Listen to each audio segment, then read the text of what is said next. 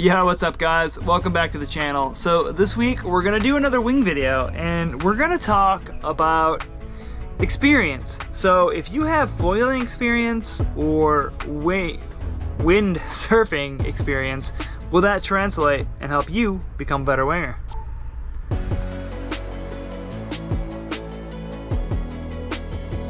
So I think this video, it goes without saying, is going to be a shorter video.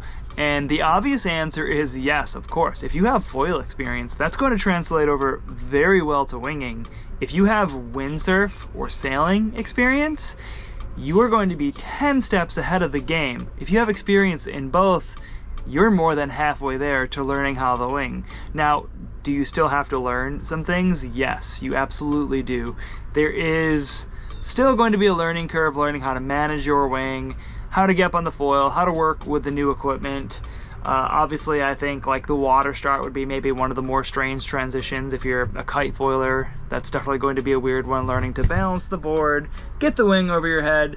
If you're a windsurfer, you're already used to using your core and your knees and your legs to kind of balance a board, and I am not a windsurfer. I have some windsurf experience, but with all that said, I know there's different techniques with windsurfers, and I have seen a good number of windsurfers come back around and just the joy and the stoke that they found having this new sport to practice, where their skill set ties back in and some of that muscle memory is kicking in, but they're learning something new. It's super cool to see. So if you are a windsurfer and you're thinking about getting into wing foiling, you're gonna have a massive advantage over everybody else getting into it. If you're a kite foiler, you're gonna, especially if you're a kite foiler who can do like foil tricks and do a lot of changing of your feet, keeping the foil, doing all the tacks and jobs and all that, you're gonna have a massive advantage just understanding with your foil game. So it's going to be really gratifying to get out there and get into the wing. Now,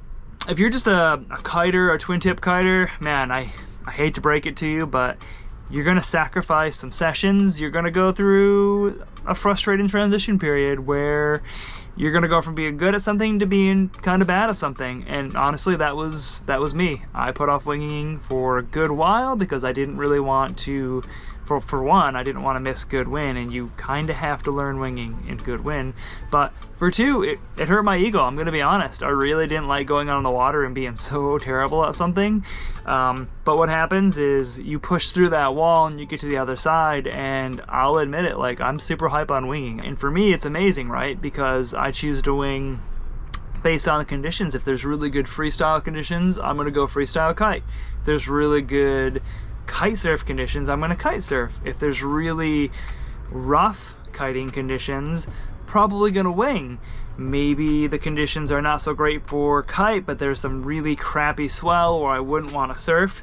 Man, now I can go out and ride waves with the wing. So really the potential and what it allows just opens up the door for so many more experiences on the water.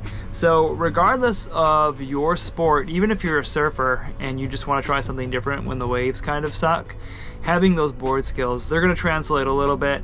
There's some things that might hold you back because you're going to have to figure out the foil and the wing. So if you're a surfer or a skater, it's not going to translate as well, other than the fact that you're athletic and you know how to persevere. That'll be a huge advantage, but your current skill set might not translate as well as somebody coming from like the wind sports.